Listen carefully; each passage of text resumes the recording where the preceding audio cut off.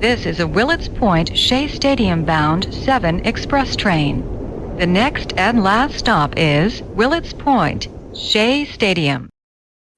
Oh, yes, it is the Subway to Shea podcast. Anthony Rivera here with you, talking about all the news and happenings surrounding that team from Queens, the New York Mets. Episode 216 from the Subway to Shea studios in my office. Make sure you're following Subway to Shea on X, Instagram, and TikTok at Subway to Shea. You can subscribe on Apple Podcasts and Spotify if you prefer to listen. But if you want to be a part of the chat, want to be part of the conversation, you are doing that on YouTube, and you can support the Subway to Shea podcast with super chats, super stickers, super thanks now available on YouTube. Make sure you get your comments read in the chat. And, usually I do this show on Sunday morning, and this, the vibe was a lot different Sunday morning if I would have did it then. So happy to have a Mets win, thanks to Pete Alonso. And here to discuss all the latest news, a good friend to the show. Always great having him on. Will Sammon of The Athletic, senior writer for The Athletic, as he reports for the New York Mets and MLB, and also a contributor on SNY. If you missed him today on the Mets Day Off, make sure you check that out. That's always great to listen in on the off days, so make sure you're there. Will, how you doing, my friend? Hey, Anthony, good to be on with you, man. It's great to have you on as always, and I got a lot of people coming in the chat. Appreciate them being a part of the show as well. Pete Alonso saved the Mets again from crisis, a little bit of crisis averted for now, as he helped walk off on Sunday with that walk-off home run against the Texas Rangers off of Luis Carvalho in the 10th inning.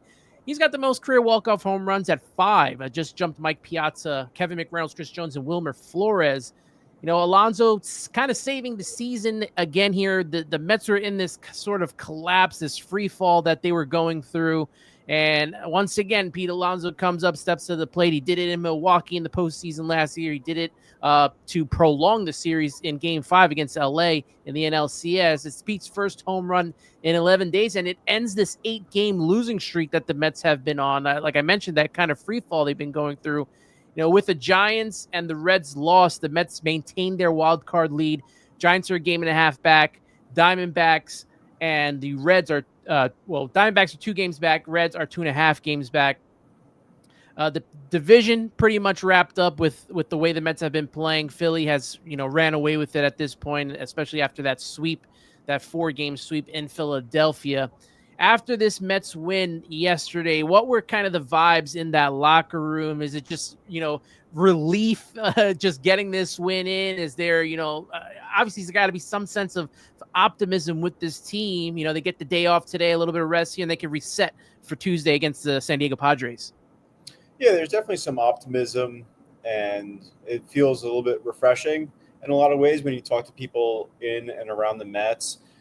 They were, of course, ecstatic about getting that losing streak behind them, but they're not – it's something that they're very realistic about who they are at this point. They understand that they've been an underachieving team for more than just that 8-game losing streak. This is something that dates back a few months at this point. So they know that they still have work ahead of them. And that, to me, if you're a Mets fan, is probably good to hear, because it's not as if they're like resting on the one win and it's like, okay, everything's great. Not the case. And I think that they're pretty real about they have some issues that they need to get over. Chief among them has been their pitching staff, their starting rotation for quite a while now. The rookies and McLean and Sproat are helping out in that regard. But still, you don't really know exactly what you're getting with the tandem that they're going to put out there on Tuesday. Hopefully it works for their sake. David Peterson has been a little bit more shaky lately. So we'll see. They definitely need more than just McLean and now Sproat, who's come along, but definitely more than McLean. And even beyond the pitching staff, though, which includes the bullpen, their lineup had not been hitting outside of Juan Soto. So their issues are not just one or two things. There's a few things here in play as far as reasons go for why this has looked the way it has looked over the last few months. One win isn't going to solve that, obviously, but it certainly helps. And then, like you mentioned, after heading into an off day, it was much needed. You don't want 9 games looming and lingering over you heading into a big series against the Padres. They're all big series, of course, but this is a very good team that's coming into Citi Field.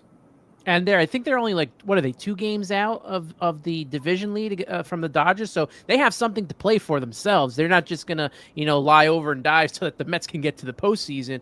I want to we're going to get into the pitching staff that you mentioned in a little bit, but sticking with the offense here, this offense has struggled not only this, but basically the entire season, except for August, where they had that really good 3-week run and they couldn't capitalize on it because then the pitching wasn't doing well. So I think they finished like 12-17 or somewhere in the long lines of that. What do you think has been the change in the approach? They kind of figured it out in August, and now it's back to where they were pre-August. Yeah, in August we saw a lot of good things. They were attacking fastballs. They looked like they were going up there with a very concrete plan on how to attack, and they were executing it, and they were succeeding. Calendar flipped to September, and all of a sudden they're taking a lot of pitches for strikes, especially third strikes, and they're swinging out of the zone a little bit more than they had been. So the chase was there, and that was a bad combination for a while. And aside from Soto, everybody went cold. If you took away Soto's production from that lineup, I think you dropped about 50 to 70 points of OPS. That's a substantial drop for one player. But that just goes to show you just that he was doing a lot of the heavy lifting as far as slug goes and even getting on base. So they needed other guys. They need other guys. It's Francisco Lindor, it's Pete Alonso, it's Brandon Nimmo that you're going to need more from. That's been kind of the story when things have gone cold for this lineup, is a lot of times their key guys are just not firing on all cylinders. And so we've seen some better things, I think, from the bottom half of the lineup at times, but with 2 weeks left, it's going to come down to how much production you get out of those first 4 guys. And right now you have to feel good about what you have and what Juan Soto is doing. He is not to blame here. But you need more from Francisco Lindor, who has not hit a home run, I think, in 60 plate appearances or something like that, which is a very high number for him. You definitely need more from Alonso, and you're going to need more from Nimmo, who hit a home run, but that was his first extra base hit this month. So when you get those guys, even just 2 of them going at the same time, it just makes a world of a difference for the lineup. And for me, that's been the biggest difference, is that right now you've just been getting it from Juan Soto. And the numbers with runners in scoring position as well are troubling. Like, that's been an issue all season. It was not an issue last month, but then it sort of reverted back to the problem this month. So it's concerning, especially when you get into these games that are close and you're not doing little things like moving guys over or making plays. You're also not cashing in with runners in scoring position. So it's concerning. It's something that has to turn in order for them to win. And I think that you're going to see some better production from guys like Lindor and Nimmo over these next 2 weeks. You've seen some signs of it the last couple of days. So I do think that they're about to kind of break out and perform to the standard that you expect them to. The discipline and philosophy at the plate just seems to be very off. I think the perfect example to me was Sunday. You mentioned Brandon Nimmo hitting that home run, and then in a bat later, he takes 3 fastballs right down the plate without even swinging the bat. I mean, it's sometimes you hope. Maybe you see earlier on in the season how well they hit. Maybe it'll come back. From April to August, they were awful with runners in scoring position. Then they had the good 3-week span, and now they're back to where they were pre-August, and hoping that they come through in October, the end of this last 2 weeks, and October is a pretty tall task to ask for. You just got to hope that those 3 weeks in August just come back and happen for them when they need it the most. Pretty much. I don't think they were doing anything materially different in their approach with runners in scoring position during that stretch where they were hot versus the rest of the season. And I take Juan Soto as a great example, because now his numbers, aside from, say, Sunday's game, are pretty strong with runners in scoring position since, I think, June or July, whereas the first couple of months they were bad.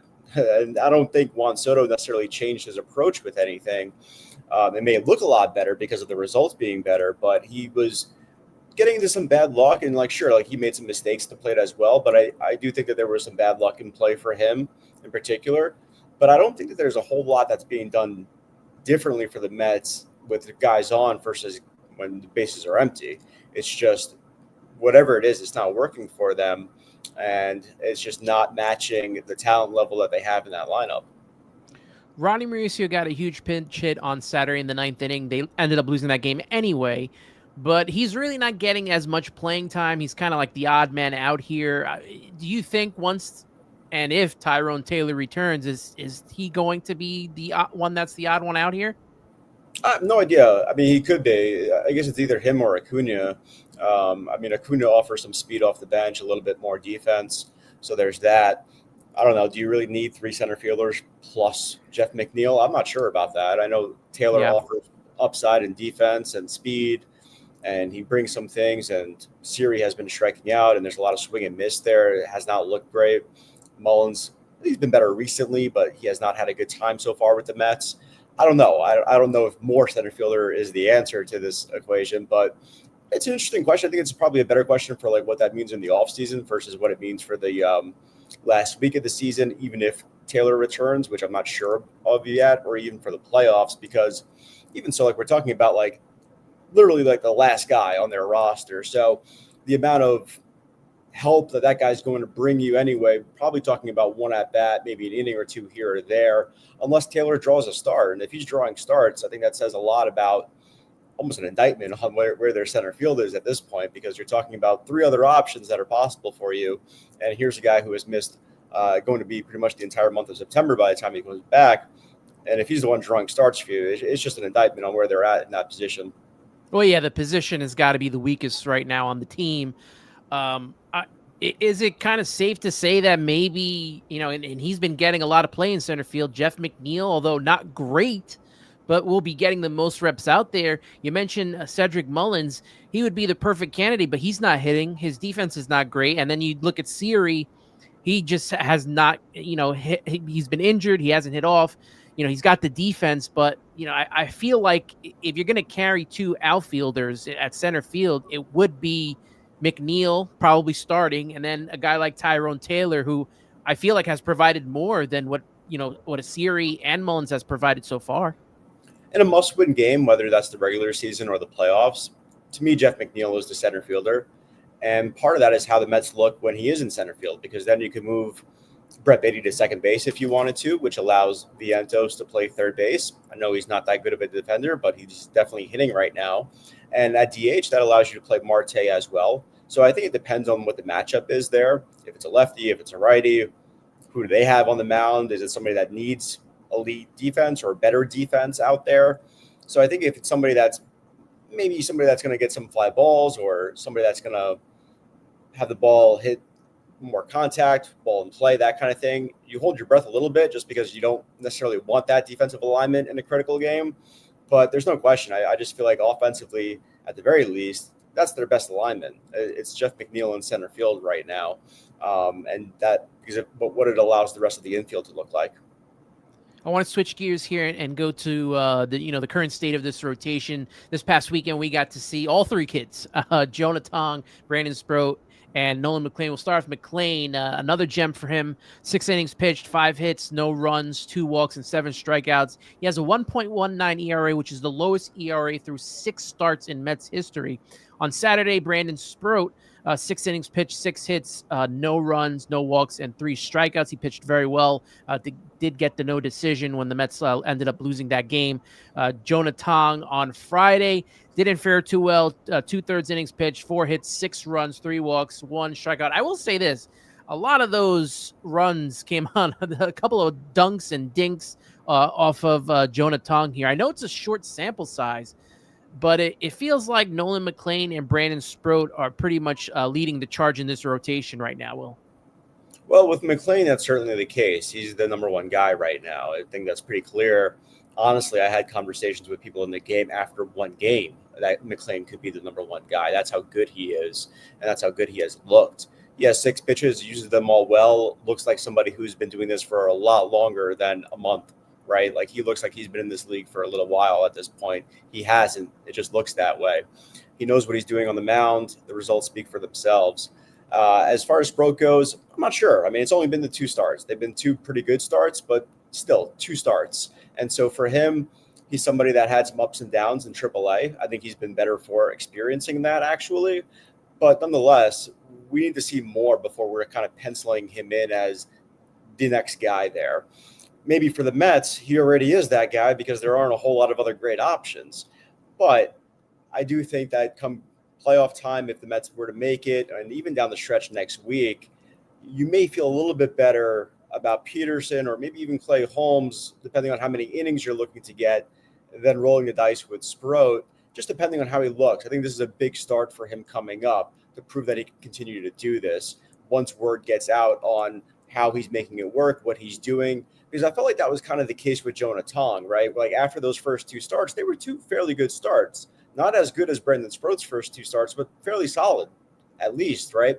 I think word got out. The Texas Rangers adjusted.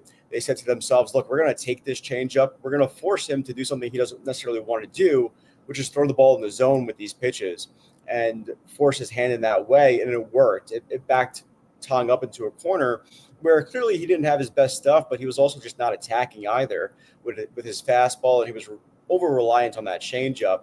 And so I'm curious to see after these two starts from Sproat how teams adjust now that the book is kind of out on him and what he's looking to do. And then from there, you could kind of have a more firm opinion on, okay, this guy is also of like a McLean here where we are fully confident that this is a guy, or maybe it's something where it's a wait and see approach here and maybe he'll have some good ones, maybe he'll have some bad ones. And so it goes as a rookie pitcher.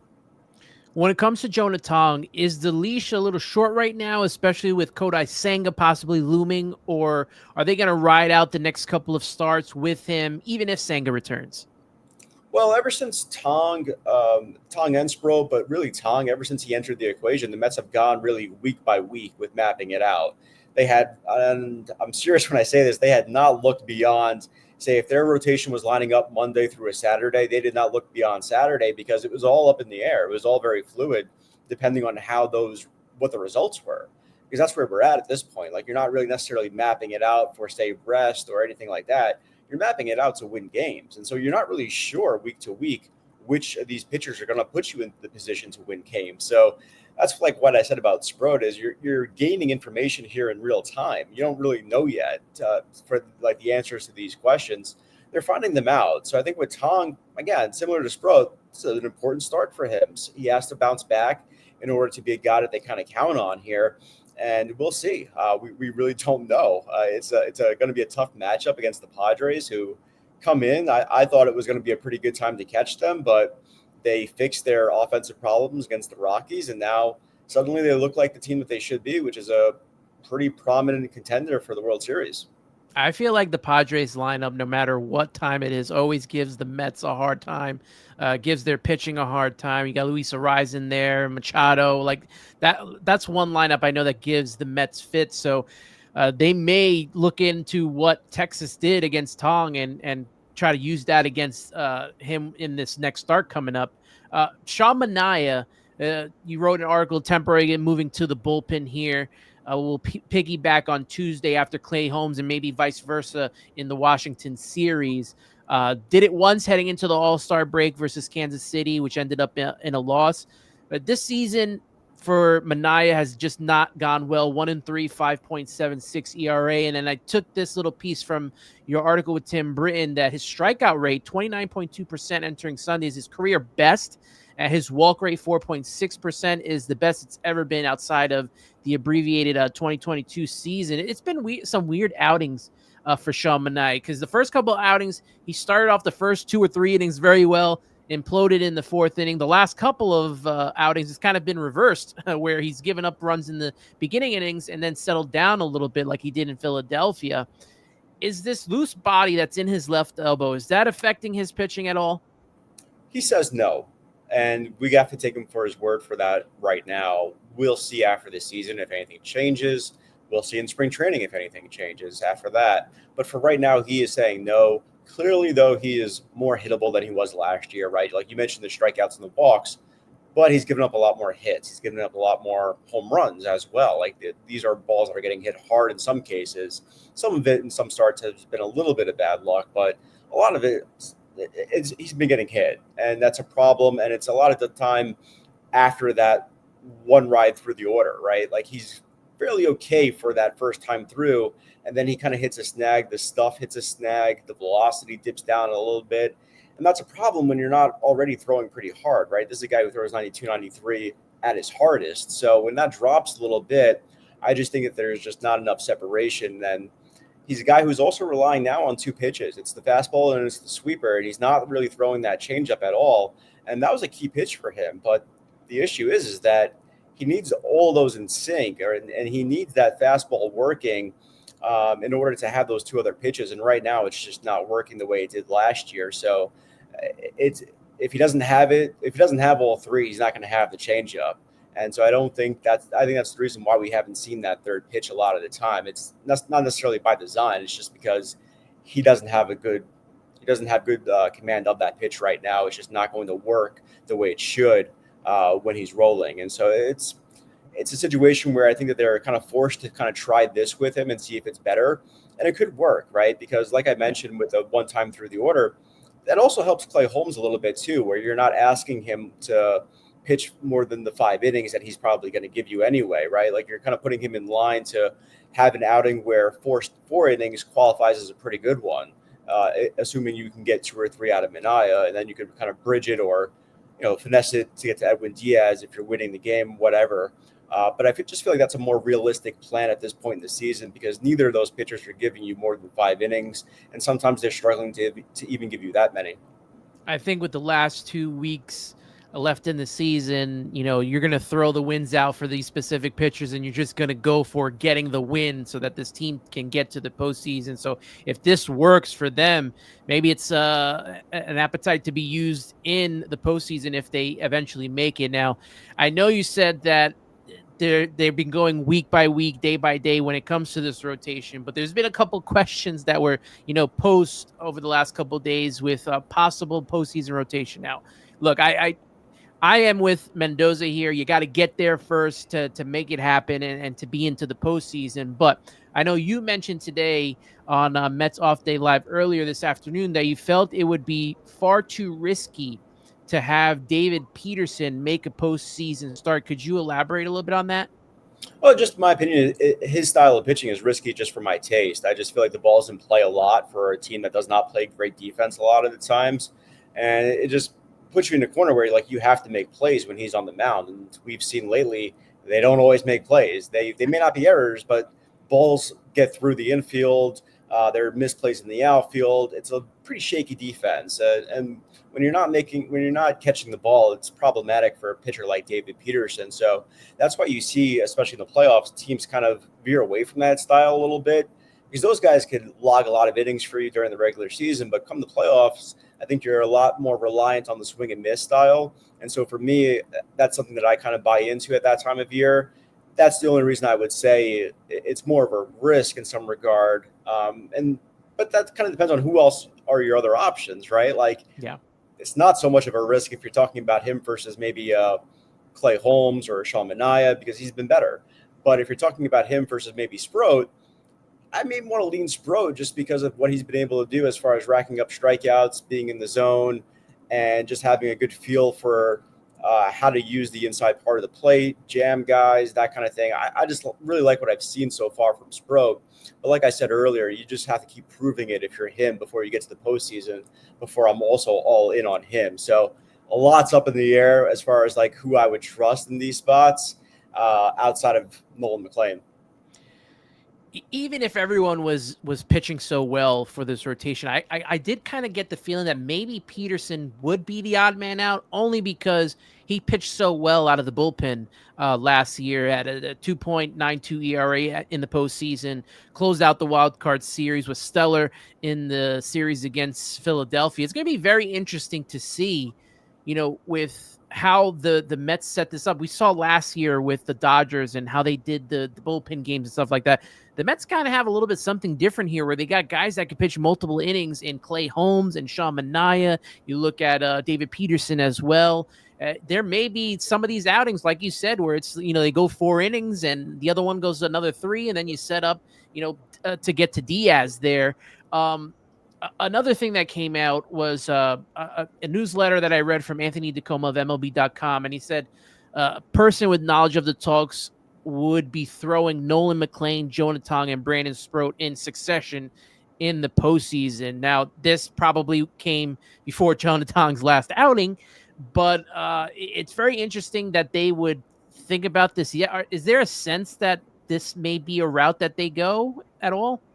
I think when you talk about pure upside, those are probably your three best guys. As crazy as it may sound, right? But like those guys that's why they're here, is because their stuff ranks higher. They have the best stuff, especially when you have Kodai Senga lingering in AAA. Like these are the guys who own the best raw stuff that you have on your staff, probably. Problem is that they don't have the experience. So that is a huge risk for me. But I can kind of understand why that may be the logic, just because of how good and how talented these guys are. That said, you don't really know like where you're going to be come game one of a first round playoff series, right? Like the Mets do not have that luxury of setting things up in the way that they want it to be. Probably not, right? Like they may go on a run here in the next 2 weeks, and that's that, and they are able to do that. It's not looking that way, though. It's looking like they may have to throw out their best down the stretch in those last few games of the season, perhaps. And then you're kind of just, for that first series, doing the best you can to put it together as, in the best possible way, the best sort of alignment that makes the most sense against that matchup. So it's hard to say, but I do understand like why that an opinion like that would exist. If the season ended today, right, we go into the postseason tomorrow, how would you map out the rotation to be best utilized? Assuming that you're able to do that, I would probably put McLean 1. If it's a lineup like the Phillies where they have those left-handers, I'd probably like David Peterson game 2. If it's like a lefty-heavy lineup, I'd probably go with Peterson for game 2. Which is kind of funny because, like you mentioned, I was talking about how risky I thought it was. Well, he's also a pretty good pitcher, and he deserves that recognition. And then for game 3, I would probably go Sproat, and I would do that because with Holmes, like you mentioned, you could be a little bit more versatile with him. You could use him in different ways, especially this time of year. He has all that experience that he could draw on from being a reliever in the postseason. You're not asking him to close games. You're asking him to maybe pitch in relief at this time of year. So I like him for that spot. He is somebody that, unlike the rookies, has that experience. He knows what to do in those situations. So I have a lot of trust in him in any spot, but I kind of want him at a critical point in the middle of a game, maybe more so at the beginning of a game at this point. So that's probably how I would draw it up if I was in the Mets' shoes and I had the fortune to draw it up the way I wanted to draw it up without my back against the wall in that final 3 or 4 games of the season. Clay Holmes pitched pretty well in the last postseason, the World Series as well. So he wasn't closing, and it worked out for the Yankees to get to the World Series, and then that's another story for another day. But I'm going to wrap up with you with possible what the bullpen could probably look like. We talked about Peterson and Holmes having experience in the postseason out of the bullpen. Manaea there as well. I don't know where Senga fits in when he comes back. If he comes back, I assume that he will be coming back. But the left-handed pitching, when you talk about Peterson, Manaea, Raley, and Soto, this seems like a pretty good arsenal to have from the left side. It is. Soto has been a little bit shaky, especially with inherited runners, right? That's been a kind of an under-the-radar issue, actually. Is like when he comes in with guys on base, hasn't been great. So I like his stuff. I love his stuff. I thought it was a good trade. It's just right now it's a little hard to trust. So that inner circle for Mendoza is small. If it's me, I'm counting Edwin Diaz, Tyler Rogers, Brooks Raley, maybe Ryan Stanek based off a couple of his last appearances, but he's been very inconsistent as we've seen this season as far as the results go. So I'm not sure. And I'm especially not sure because of Ryan Helsley. Like this was the unit for this team that was supposed to look totally different. This was supposed to be the strength at this time of year. It isn't really. It's not as good as it should be. But I will say that I do think that the Mets are probably better positioned for the postseason than they are the regular season, just because David Stearns and the Mets can kind of do what he did with the Milwaukee Brewers a long time ago with Woodruff, Burns, and Peralta when they were all coming up before they were established number one guys.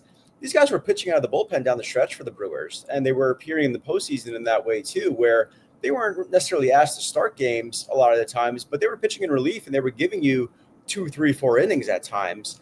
And that's what some of these guys can do. So like you may ask Minaya or whoever else to start the game, but then you could go with Tong in relief for 3 or 4 innings. You can go with Sproat to give you 5 innings or whatever it is out of relief that you need or whatever the game dictates.